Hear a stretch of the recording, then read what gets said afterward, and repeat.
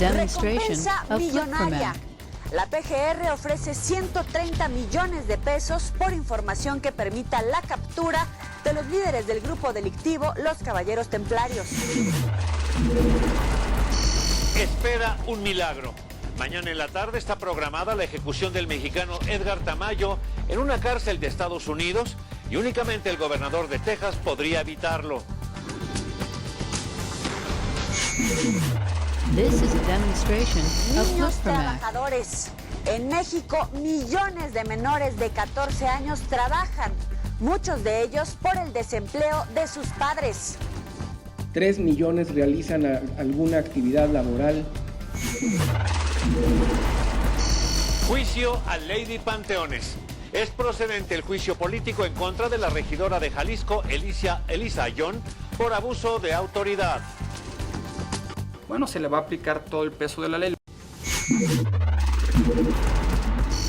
Reina caribeña, ícono de la década de los 80, hoy cumple 64 años, el cantante Billy Ocean.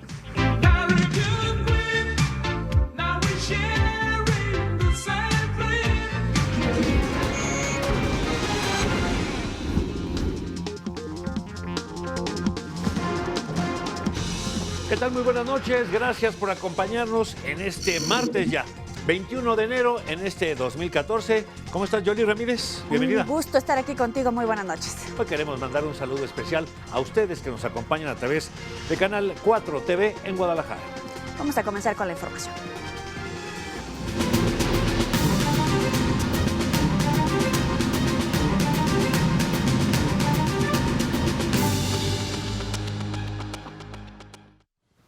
Efectivamente, vámonos con el tema Michoacán porque ya recompensas para llegar hasta los cabecillas de los templarios. Exactamente, la PGR está ofreciendo 130 millones de pesos por capturar a 17 cabezas, 17 líderes y operadores de los Caballeros Templarios. Y se está ofreciendo esta cantidad, 130 millones de pesos en recompensa. Las principales ofertas son por el paradero de Servando Gómez Martínez, la Tuta, y Dionisio Loya Plancarte, el tío. Ahí lo tienen en la pantalla. Ellos son considerados como los líderes principales de esta organización y cuyas cabezas tienen un precio de 30 millones de pesos cada una. La recompensa de 10,000 pesos es para Ignacio Rentería Andrade, el Nacho, Enrique Plancarte Solís, la Chiva o Quique Plancarte, y Samer José Servín Juárez. Por Pablo Magaña Cerrato, la Morsa, el Tritón OM5 ofrecen 3 millones de pesos. Finalmente, a Nazario Moreno el Chayo, la PGR lo mantiene como abatido, aunque las autodefensas dicen que está vivo y operando para los templarios. Las autodefensas de Michoacán, en su cruzada contra los Caballeros Templarios, además de confiscar propiedades de sus dirigentes, también denunciaron las identidades de los supuestos hijos de Enrique Quique Plancarte Solís, a quienes señalaron como cantantes de música de banda y narcocorridos. Se trata de Melissa Plancarte Bustos, conocida como la princesa de la banda. En su perfil de Facebook, la joven se promociona como cantante 100% michoacana. También está Enrique Jr., conocido como Quique, el príncipe de la banda. En sus videos, que están siendo subidos a YouTube y después borrados, se muestran lujosas casas, automóviles, joyas y armas. Ojalá y que te mueras y que te parta un rayo, que todos te desprecien, que te atropelle un carro y que a tu corazón lo dejen en 1000 pedazos para que experimente lo que siente alguien traicionado, que nadie te comprenda. Por la tarde, en conferencia de prensa, el secretario ejecutivo del Sistema Nacional de Seguridad Pública, Monte Alejandro Rubido García, informó que hasta el momento en Michoacán han sido detenidas 72 personas relacionadas con presuntos actos ilícitos, 59 de ellas en la zona de Tierra Caliente. También confirmó que hoy fue detenido un peligroso delincuente. Esta madrugada, fuerzas federales capturaron en el municipio de Zamora a Gustavo Alberto Magaña Mosqueda, quien portaba un arma corta, cargadores, cartuchos y droga. Es probable responsable de delitos contra la salud y de violación a la Ley Federal de Armas de Fuego y Explosivos. El detenido ya fue puesto a disposición del Ministerio Público Federal. Cabe mencionar que también es probable responsable de diversas extorsiones a pobladores del área de dicho municipio. Dejamos por ahora el tema Michoacán y le informo que a través de la Gaceta Oficial del Gobierno del Distrito Federal se dio a conocer que los nombres de Octavio Paz y José Revueltas serán inscritos con letras de oro en el muro de honor del Salón de Sesiones del Recinto Legislativo de Donceles. La develación se va a llevar a cabo en sesión solemne en la fecha que acuerde la Comisión de Gobierno y se va a publicar en el Diario Oficial de la Federación. Y descartando que sean acciones tomadas por las críticas, la fracción del PRI en el Congreso de Jalisco anunció que renunciarán a los recursos mensuales para las casas de enlace.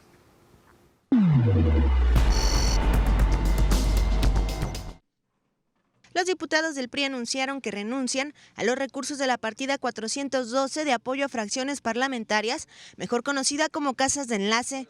Se trata, dicen, de un ejercicio de congruencia con la austeridad. Y en su momento, una vez que se revise el presupuesto, tendrá que reasignarse en su momento los recursos en cada una de las partidas para los intereses más nobles y sobre todo los más importantes que tenga el Poder Legislativo para ir superando la crisis en la que se vio sumido desde el 2012. Al evento faltaron 5 de los legisladores de la fracción tricolor. El resto permaneció en silencio mientras se daba a conocer que dejarán de recibir los 100,000 pesos mensuales por cada uno de ellos a los que asciende dicha partida. Aseguraron que no se trata de un jalón de orejas por las críticas que se han vertido desde hace meses por el gasto que se dio a este dinero. Que aunque entendemos que es legal, también entendemos la urgencia de que todas las instancias públicas entremos a una dinámica de austeridad, pues las circunstancias económicas de hoy así lo exigen. Central Noticias, Georgina Rendón.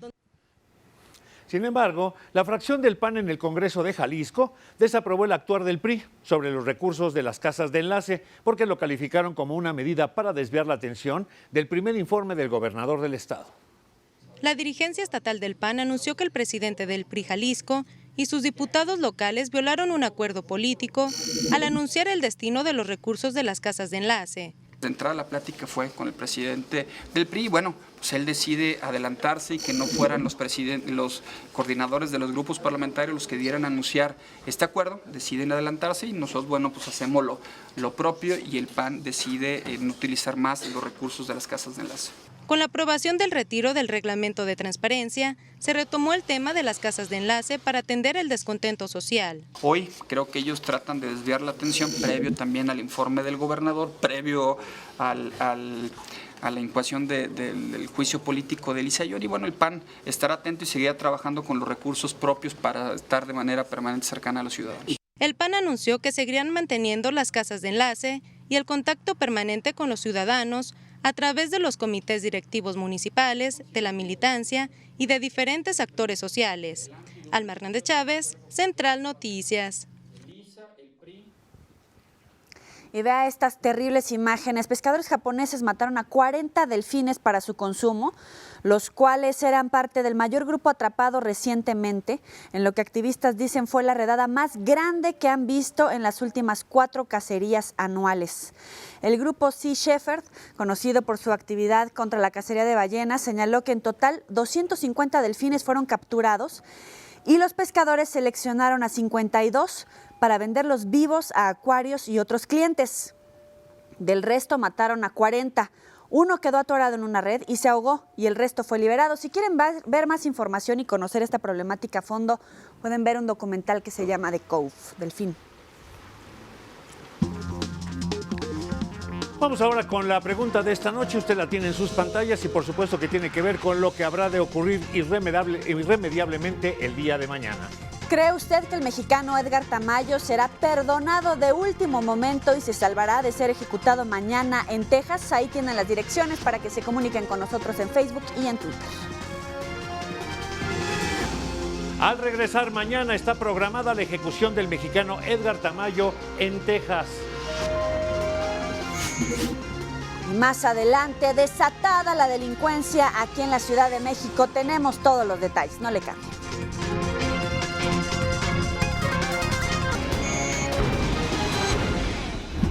Muchas gracias por seguir con nosotros aquí en TVC Noticias Territorio. Una buena noticia, y es que la Secretaría de Gobernación está anunciando un acuerdo con tribus yaquis por el conflicto de un acueducto allá en Sonora.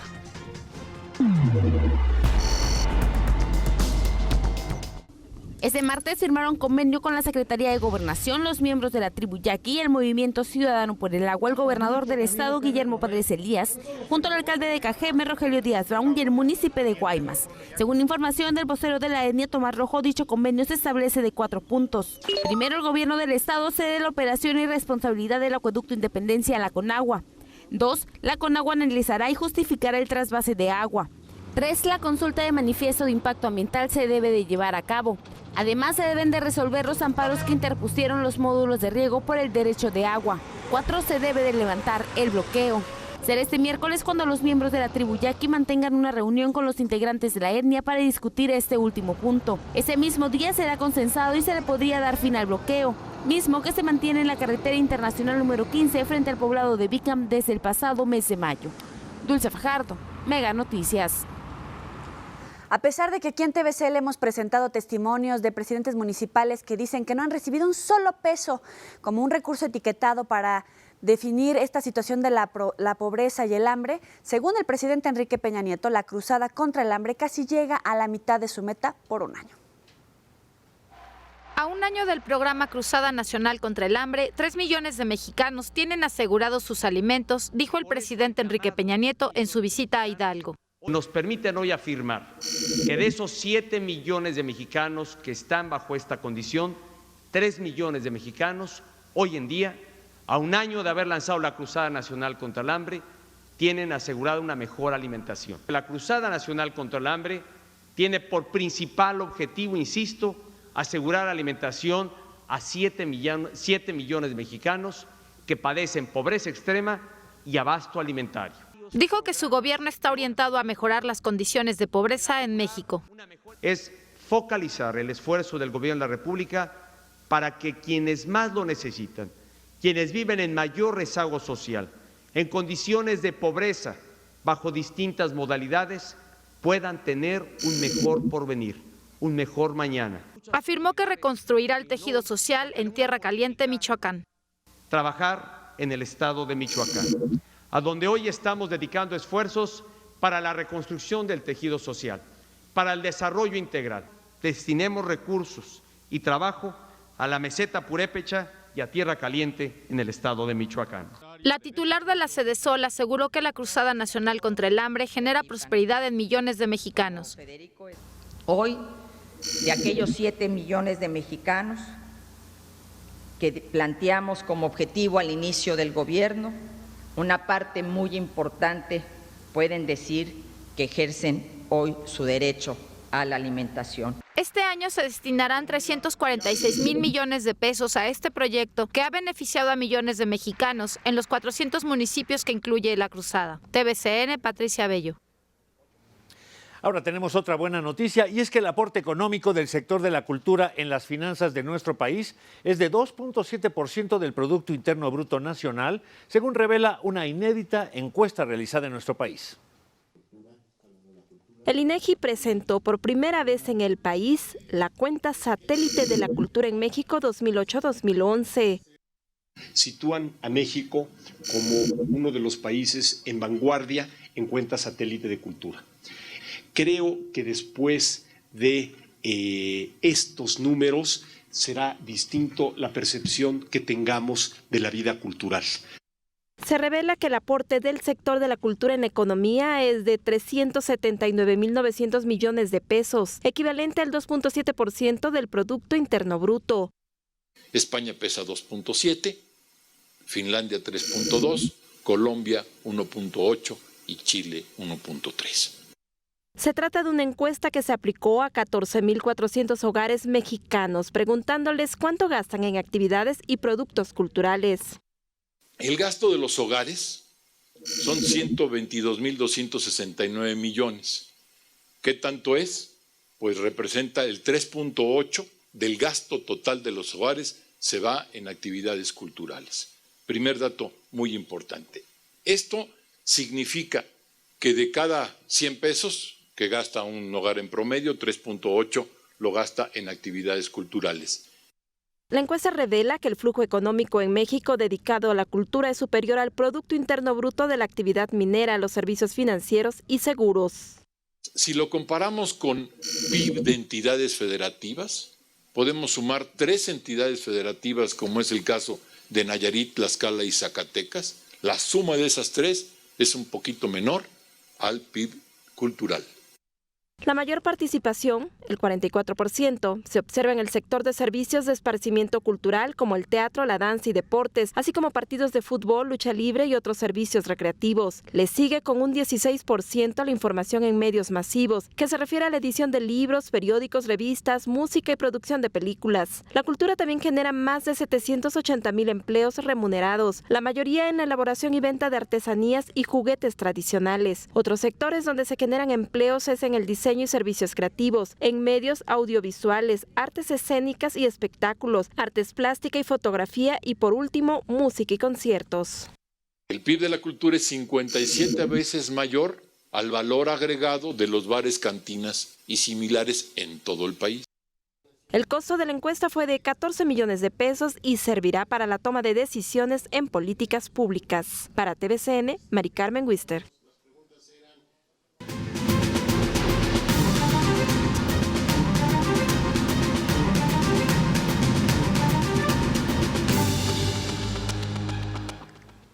Y vámonos con el caso Edgar Tamayo. Pues sí, lamentablemente dicen que no hay plazo que no se cumpla y este es precisamente el que nos ocupa hoy. El mexicano Edgar Tamayo espera que prospere un recurso de último momento para evitar su ejecución, que está programada para mañana precisamente, mañana miércoles a las 6 de la tarde, tiempo de México, en la unidad carcelaria Walls de la comunidad de Huntsville, al sureste de Dallas. De no proceder ninguna de las peticiones y recursos interpuestos por sus abogados, Tamayo Arias recibirá la inyección letal en punto de las 18 horas. Tamayo, originario de la comunidad de Miacatlán, del estado de Morelos, fue sentenciado al castigo capital por el asesinato del policía de Guy Gaddis en Houston, Texas, el 31 de enero de 1994. De los 8 mexicanos que han recibido la pena de muerte, 7 han sido ejecutados en Texas y solo 1 en Virginia. Precisamente sobre este particular estamos haciendo contacto telefónico con Max Diener. Él es agregado jurídico, es el consejero jurídico de la Secretaría de Relaciones Exteriores de la Cancillería allá en Houston, Texas. ¿Qué tal, Max? Muy buenas noches. No, pues muy buenas noches, Enrique. Realmente agradecemos mucho el tener el foro para poder informar a tu auditorio. Según lo que se dice sobre lo que se ha acusado a Edgar Tamayo, es que él asesinó a un policía que lo llevaba detenido en una patrulla cuando regresaba de hacer una llamada telefónica. La pregunta es, ¿cómo puede un hombre que va esposado y dentro de una patrulla matar de 3 balazos a un policía? ¿No se supone que cuando se le detiene, se le cachea antes de subirlo a la patrulla, etcétera? ¿Qué reporte tienes tú de lo que ocurrió ese día en aquel momento? Mira, en primero, Enrique, te tendría que aclarar todo el detalle del presunto delito cometido, etcétera, etcétera. Es un asunto que se ha procesado en los tribunales de Estados Unidos pues ya durante varios años. En realidad, el caso que nos atañe aquí sobre todo tiene que ver con el debido proceso.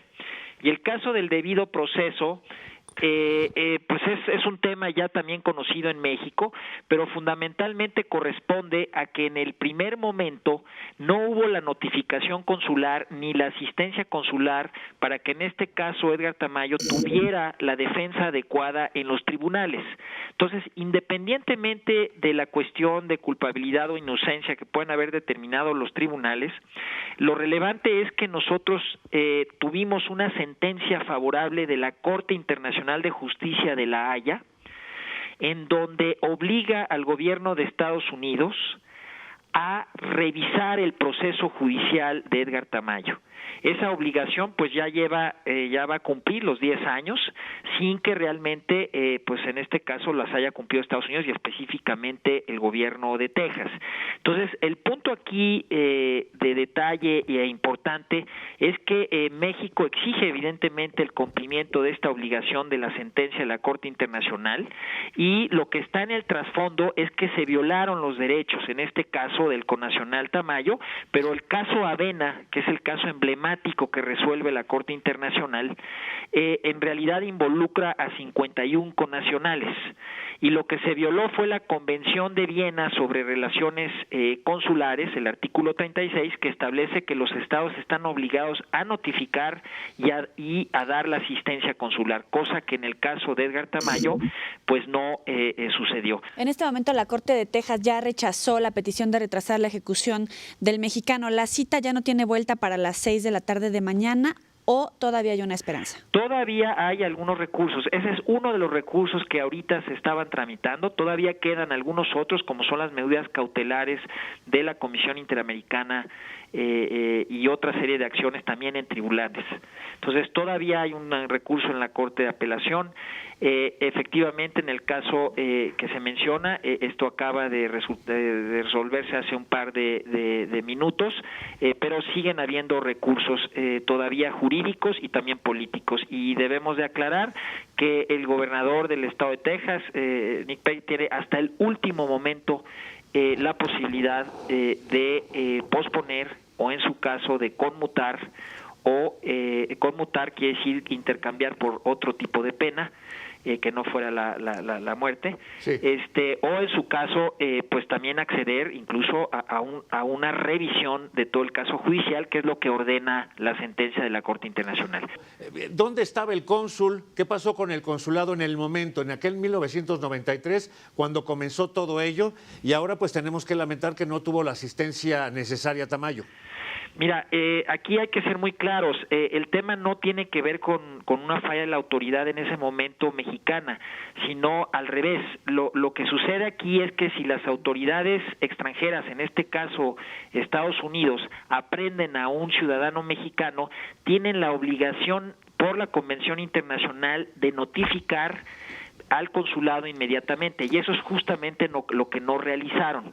Entonces, la intervención que tuvo el consulado se dio posteriormente, meses después, y en términos de la convención, esta notificación tiene que ser sin demora. Así es como está establecido en las convenciones. Entonces, aquí lo que es muy importante, y esa es una falta que cometió en ese momento las autoridades norteamericanas en este caso, y es justamente lo que la sentencia de la Corte Internacional ratifica. Max, para terminar, ustedes, en tu caso como asesor jurídico de la Secretaría de Relaciones Exteriores, ¿están convencidos de la inocencia de Edgar Tamayo? Mira, ese es un tema que realmente no es el tema en cuanto a este caso. O sea, la determinación de la culpabilidad o la inocencia de Edgar Tamayo es un tema que se tendría y se juzga en las cortes norteamericanas. Y evidentemente aquí lo que estamos alegando es que no fue debidamente defendido y que sus derechos a un debido proceso fueron violados, independientemente de si fuera culpable o inocente. Y ese es el punto aquí que es muy trascendente. Max Alberto Diener, muchas gracias por esta entrevista para Territorio, asesor jurídico de la Secretaría de Relaciones Exteriores. Muchas gracias. Estamos a la orden. Gracias, Max. Hasta luego. Hasta luego. Gracias. Por supuesto que en torno a este tema la pregunta es, y bueno, ¿por qué tiene que esperar el consulado mexicano a que le notifiquen los estadounidenses? Ven, porque aquí tengo un detenido. En una ciudad tan grande como Houston, el consulado jamás vio en los periódicos que un mexicano estaba siendo acusado de lo que se le señala a este hombre, de haber matado a un policía, como para acudir de motu propio y no esperar a que le notificaran los estadounidenses. Se escucha inocente, por decirlo menos. Y por otro lado, Florence Cassés fue liberada en nuestro país por no haber tenido un debido proceso. La Suprema Corte así lo determinó. Y ahora Edgar Tamayo está en la misma situación, solamente que no contó con el apoyo por parte de su gobierno. Y por otro lado, ¿de qué sirve entonces que Estados Unidos esté en un acuerdo internacional si de nada sirve? Claro. Ellos lo que menos respetan son los acuerdos internacionales. Vámonos con la pregunta de esta noche, que claro, tiene que ver con este tema y usted la tiene ahora en su pantalla.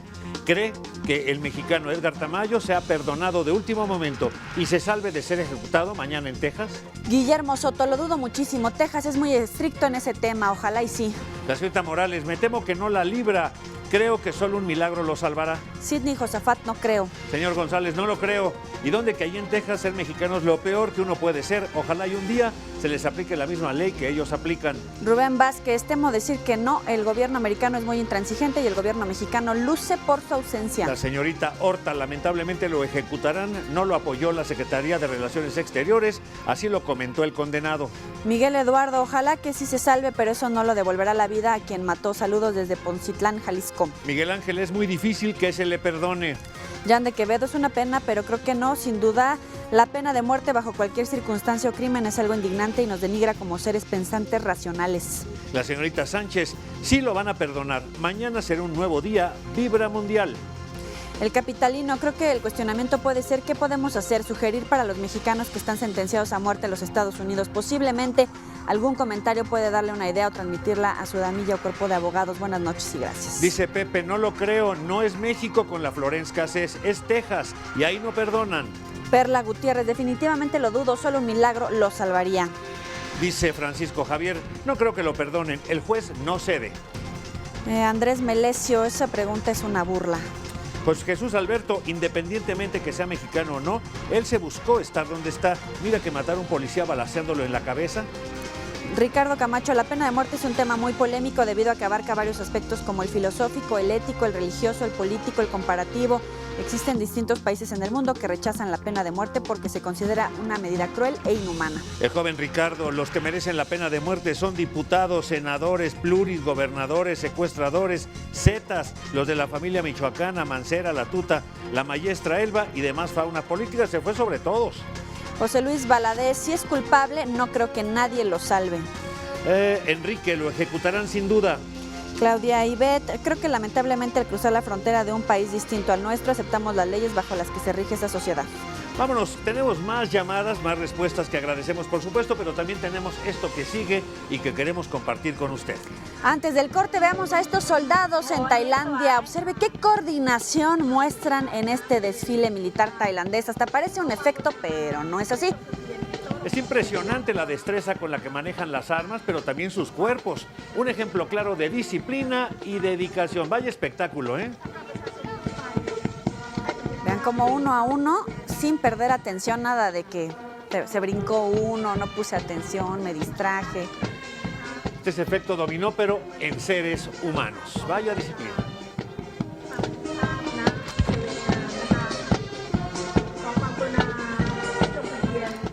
Al regresar, la CENTE realiza el primer bloqueo del año en la capital del país. Y más adelante, aplazan la construcción del Dragon Mart en Cancún.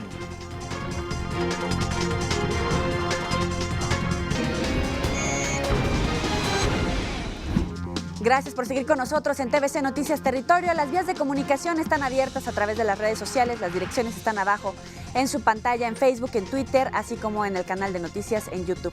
En más información, a pesar de contar con leyes específicas en materia laboral, aún persiste la explotación infantil en el territorio mexicano. El rezago escolar y la falta de empleo de los padres son algunas de las causas para que millones de niños mexicanos sean orillados a realizar largas jornadas de trabajo. En México, de acuerdo a los datos más recientes del INEGI, actualmente 30 millones de mexicanos tienen menos de 14 años de edad. De ellos, 3 millones realizan alguna actividad laboral. A pesar de haber disminuido en el mundo la tasa de explotación laboral de menores de edad, hoy en día se calcula que en el mundo se encuentran 168 millones de niñas y niños en situación de trabajo infantil. En México se pretende proteger aún más a los menores de edad. El secretario del Trabajo busca elevar a 15 años la contratación de los jóvenes. Quedó de manifiesto con el envío de una iniciativa al Congreso de la Unión para elevar de 14 a 15 años la edad permitida para la contratación de niños y adolescentes del país. Hay acuerdo en que en el próximo periodo de sesiones podamos sacarla adelante, porque es una iniciativa transversal. Después de entregar a 76 productoras mexicanas el distintivo Empresa Agrícola Libre de Trabajo Infantil, el secretario de Trabajo, Alfonso Navarrete Prida, asegura que con estas medidas se prevé erradicar la explotación laboral infantil en el país. Lenin Gudiño, TVC Noticias. Y fue precisamente el secretario del Trabajo, Alfonso Navarrete Prida, quien aclara a los medios de comunicación el costo del reloj que le fue robado el pasado domingo afuera del centro comercial Antara en Polanco, aquí en la Ciudad de México. El secretario asegura que tiene la factura de este objeto que le regaló su padre hace unos años.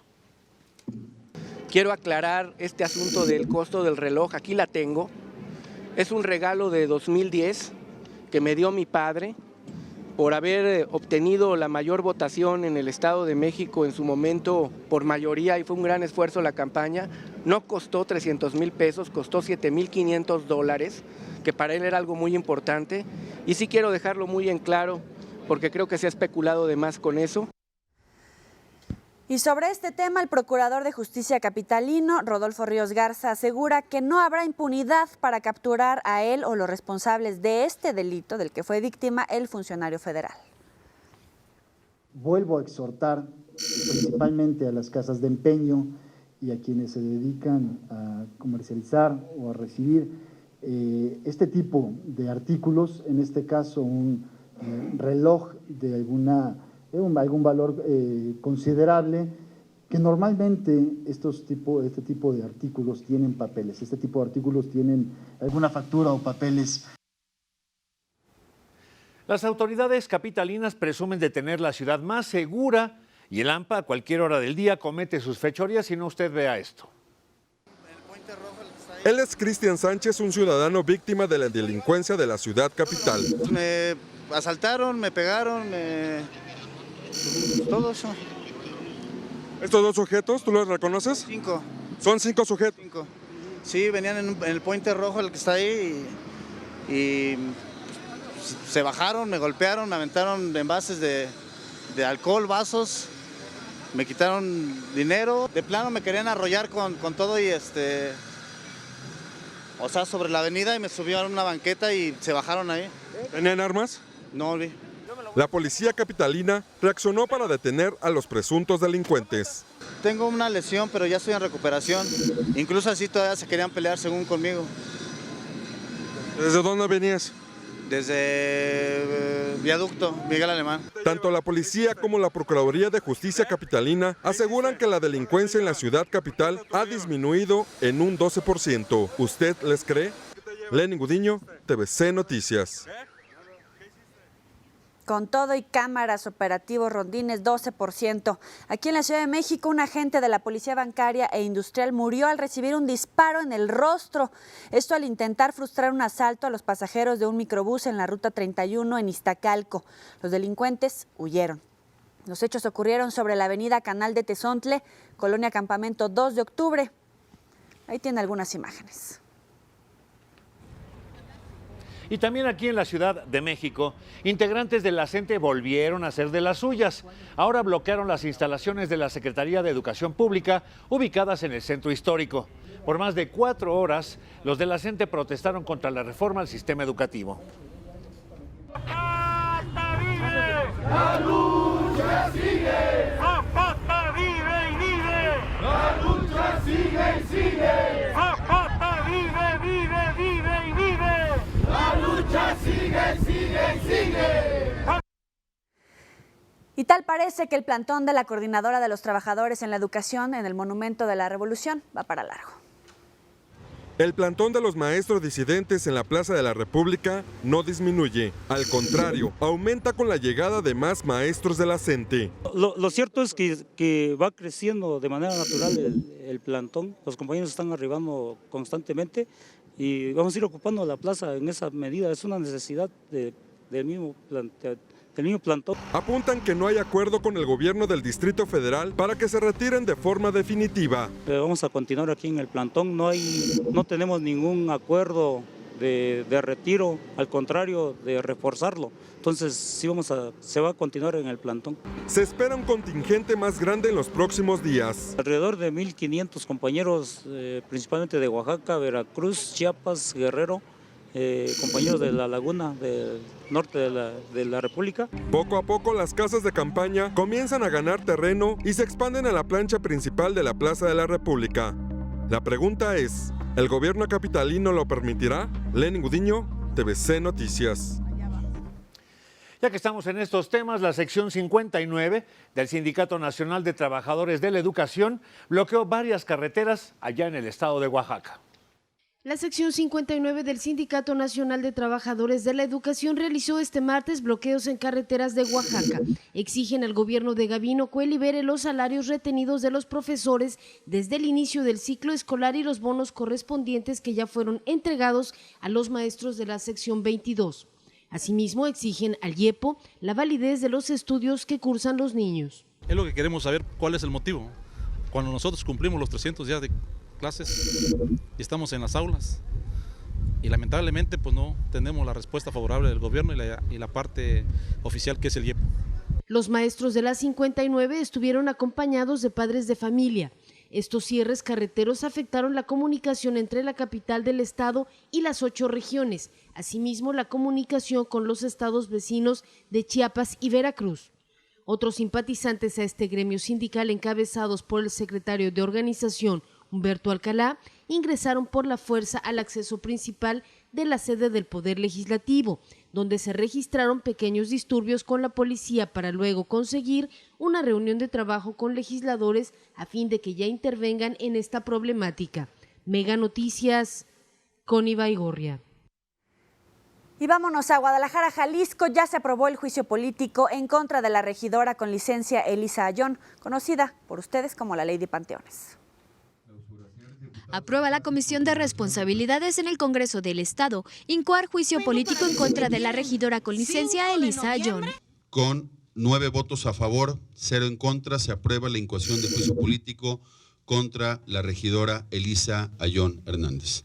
Lo que significa que llamarán al comerciante Gregorio López y a la regidora con licencia Elisa Ayón para que ellos mismos presenten los elementos para iniciar un juicio. Bueno, la responsabilidad política que se presupone, te repito, es derivada de la determinación que se haga o del estudio que se haga de la denuncia. O sea, hoy no hay responsabilidad. Hoy todavía no. Recordemos que nosotros tenemos que llegarnos todos los elementos que ya nos pueden llegar dentro de esta nueva etapa o dentro de este nuevo término después de la incoación, que ya es llamar a los denunciantes que nos presenten los elementos que tengan, que enriquezcan el estudio para saber si hay responsabilidad o no, y también la regidora tiene el derecho a presentar esos medios de convicción con los cuales ella pueda desvirtuar la acusación, ¿no? Además, el legislador dijo que tomará en cuenta pruebas como la grabación que a través de 8 TV se hicieron públicas y será desde una amonestación hasta una inhabilitación por 20 años las sanciones a las que se haría acreedora Elisa Ayón en caso de determinarse el fincar cargos. Gabriela González, Central Noticias. Ante estos hechos, el PAN en Jalisco exige a las diferentes fuerzas políticas del estado que apliquen la ley contra la regidora con licencia Elisa Ayón.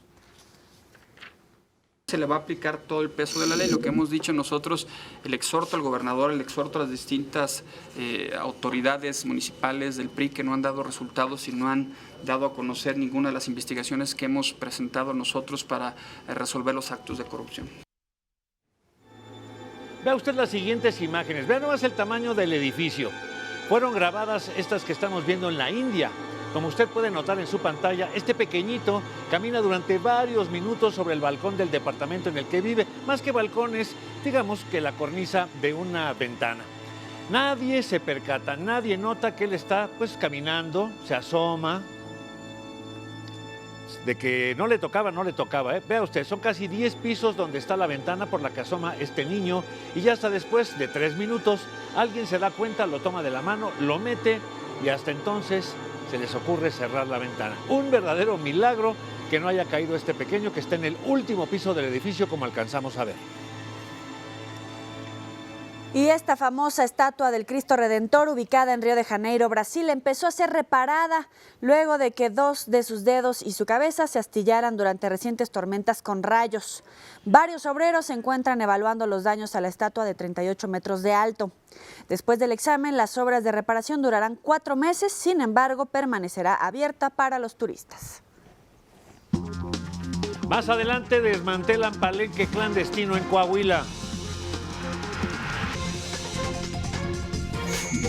Además, le tenemos las impresionantes imágenes de los disturbios sociales en Ucrania. No se vaya.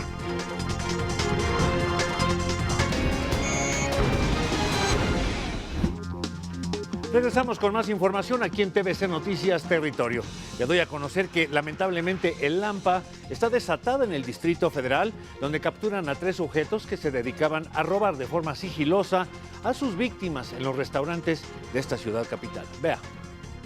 El 14 de febrero del 2012, observe a esta banda de asaltantes la forma del cómo esta mujer roba el bolso de uno de los comensales de este restaurante. Aprovecha la distracción para extraer sus pertenencias y después huir del lugar. El 25 de abril del año pasado, 2 mujeres y un hombre están en la barra de este restaurante. La mujer de blusa blanca descaradamente saca la cartera de la víctima, quien le da la espalda. Las 2 mujeres revisan el contenido y extraen tanto el efectivo como tarjetas de crédito. Una vez vaciada la cartera, las asaltantes devuelven a la bolsa de la víctima. Es la tarde del pasado 14 de enero. Las cámaras de seguridad de un restaurante captan la llegada de un sujeto para posteriormente sentarse en la mesa continua de la víctima, quien espera a sus cómplices. Segundos después, llega al lugar esta mujer, quien porta lentes oscuros y un rebozo. Toma asiento mientras observa la bolsa que está puesta en el respaldo de la silla de la mesa continua. La mujer cambia de lugar en otra silla y momentos después llega un tercer cómplice al lugar. Los 3 delincuentes permanecen en la mesa observando la bolsa de la víctima, esperando a que regrese para poder actuar. La mujer del rebozo acomoda su silla junto donde se encuentra la bolsa y los sujetos aprovechan las cartas del restaurante para obstruir la visión de los demás clientes, mientras la mujer se acomoda la prenda para meter su mano a la bolsa y sustraer la cartera de la víctima. En cuestión de segundos, la delincuente toma las pertenencias y se vuelven a acomodar sin que la víctima se dé cuenta de lo sucedido. Uno de los sujetos sale del lugar para hacer una llamada, mientras que las otras 2 personas pagan la cuenta para posteriormente salir del lugar. La Procuraduría de Justicia Capitalina detuvo a 3 personas, entre ellas 2 mujeres, que corresponden a los nombres de Ana Lilia Carrillo Ledesma, Reina Sánchez García y Raúl Castro López, los cuales responderán por los delitos de robo a transeúnte en pandilla y utilización indebida de tarjetas de crédito. Lenny Gudiño, TVC Noticias. Y mire, 2 niñas que cayeron de un puente peatonal en Torreón, Coahuila, se encuentran en estado crítico. Vamos a ver la nota.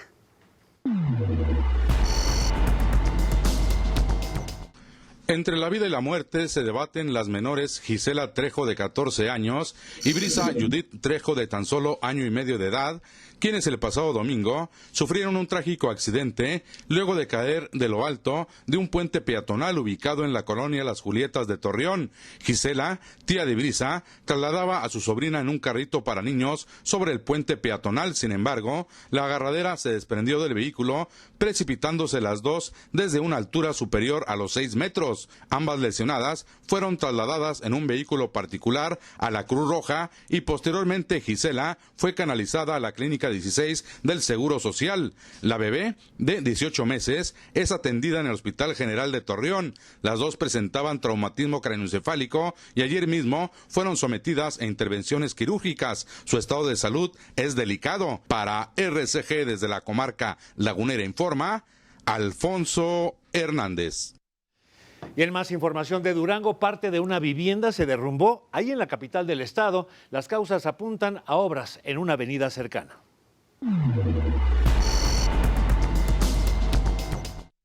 El pasado lunes se registró el derrumbe parcial de una vivienda ubicada en Privada Negrete, casi esquina con avenida 20 de noviembre. A decir de los vecinos del área, esta situación derivó del movimiento de maquinaria pesada que se está registrando actualmente sobre la avenida 20 de noviembre, donde se trabaja en los procesos de remodelación de esta importante vialidad. Situación por la cual se da a conocer por parte de las autoridades a través de Protección Civil del Gobierno del Estado que se está realizando el peritaje correspondiente para determinar exactamente cuáles fueron las causas que finalmente derivaron en este derrumbe parcial de esta vivienda ubicada en la privada Negrete, y será en las próximas horas, quizás en los próximos días, cuando se conozca el fallo oficial. Con imagen de Gustavo Guerrero, informó para Tiempo y Espacio Luis Ángel Rodríguez. Y seguimos en Durango, en donde la estructura de un centro comercial cayó y dejó varios lesionados. De nueva cuenta se registra un accidente laboral en un centro comercial ubicado en Felipe Pescador. Usted recordará que hace algunos días le vamos a conocer el flamazo que se suscitó en el interior de una bodega ubicada por la calle Jesús García de este mismo centro comercial. Pues de nueva cuenta se registra otro incidente donde resultan lesionados 4 trabajadores de la construcción. Acuden nuestras unidades para poder atender este tipo de circunstancias en un centro comercial de la localidad y que bueno, afortunadamente no fueron lesiones de consideración, los cuales fueron trasladados a un centro hospitalario particular para su valoración. Atención. Las personas que resultaron con golpes y escoriaciones responden a los nombres de José Juan Carranza Flores, Miguel González Flores, Victoriano Hernández Salinas y Luis Manuel Carranza López, mismos que fueron atendidos en el lugar por paramédicos de la Cruz Roja. Y que bueno, afortunadamente fueron lesiones, insisto, que no ponen en riesgo su vida, son lesiones policontusiones, golpes y escoriaciones en algunas partes de su cuerpo. Y que bueno, insisto, fue la atención inmediata y oportuna y sobre todo la atención rápida a un centro hospitalario. Martín Saúl Ceniceros.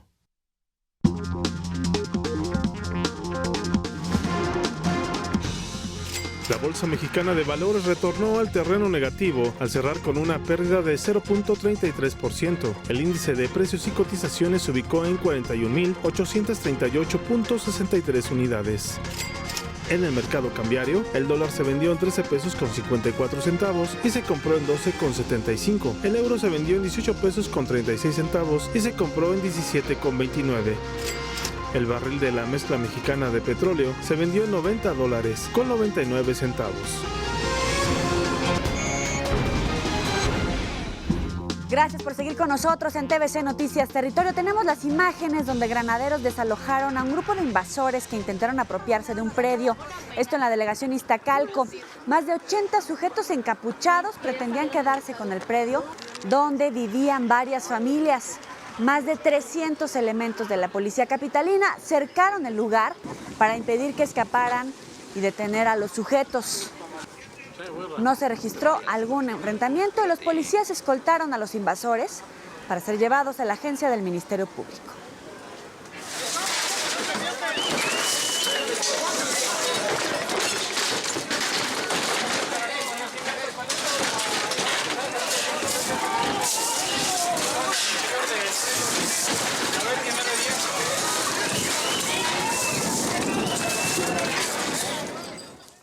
Elementos policíacos desmantelaron un palenque clandestino en la colonia La Esmeralda. Esto fue en Ramos Arizpe, Coahuila, donde hay 16 detenidos.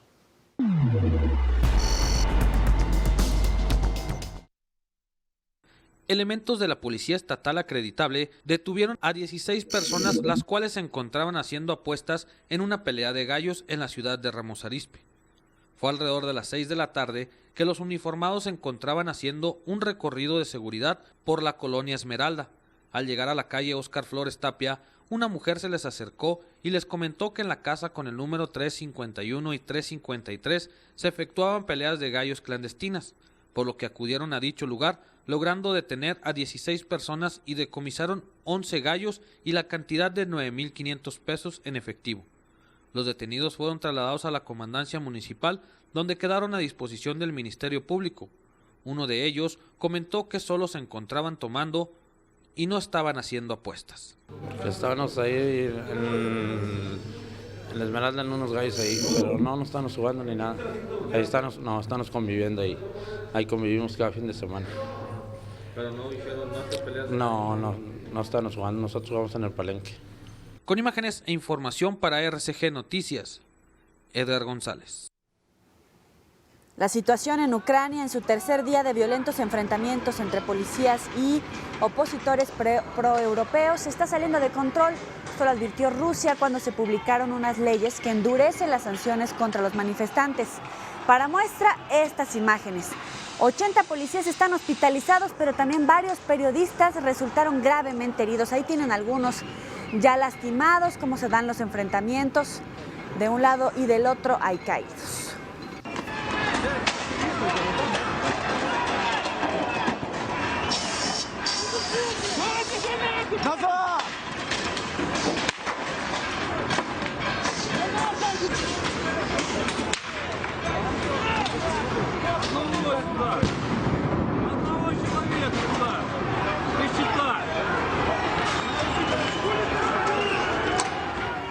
Bueno, ya que estamos con la información internacional, vámonos con lo que ocurre en los Estados Unidos, donde han tenido que posponer varios vuelos y hay miles de pasajeros varados en la región de la costa este. Y en marzo se dará la primera reunión entre el presidente Barack Obama y el Papa.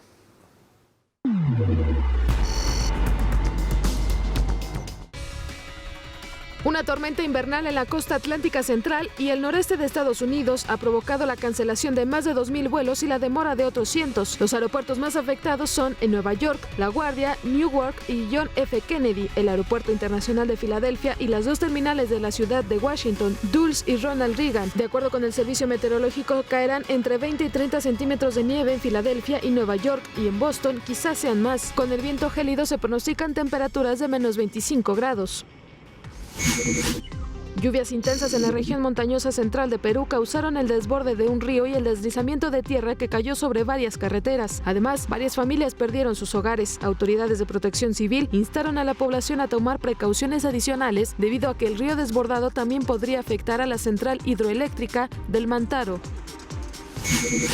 Trabajadores de emergencia evacúan a miles de personas en todo el sur de Filipinas después de 3 días de lluvia que inundaron pueblos y tierras de cultivo. Carreteras y otras infraestructuras públicas también se han visto gravemente dañados por el agua, lo que dificulta los esfuerzos de rescate en la ciudad Balingasag. Este primer ciclón tropical del año ocurre a tan solo unos meses de la devastación causada por el tifón Haiyan. Una persona murió en un tiroteo en la Universidad de Purdue, en Indiana. Se desconoce la identidad de la víctima o su relación con el campus. La policía mantiene detenido al presunto agresor, que se rindió afuera del edificio de la Facultad de Ingeniería Eléctrica. 2 horas después, se reanudaron las clases, excepto en el edificio afectado.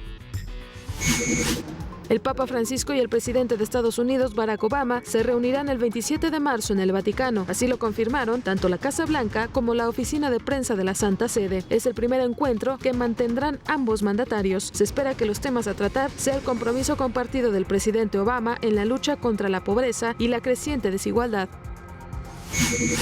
Decenas de ministros de Relaciones Exteriores y diplomáticos internacionales ya se encuentran en Suiza para participar en las conversaciones de paz sobre Siria. En la llamada Conferencia de Ginebra II, el secretario general de la ONU, Ban Ki-moon, retiró de último momento la invitación a Irán para asistir al encuentro en la localidad suiza de Montreux, después de que la oposición siria amenazó con boicotear la conferencia. Pocos creen que las conversaciones a las que asistirá México puedan tener éxito, tal como pasó hace 3 años. TVCN, Ana Luisa Ruiz.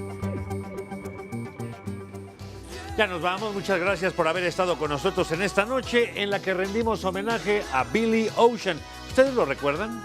Nació un día como hoy, pero de 1950 en Trinidad y Tobago, y los quiero invitar después de hablar a lo macho. Norberto Campos estará con nosotros en Galería VIP. Muy buenas noches. Pásenla bien, buenas noches.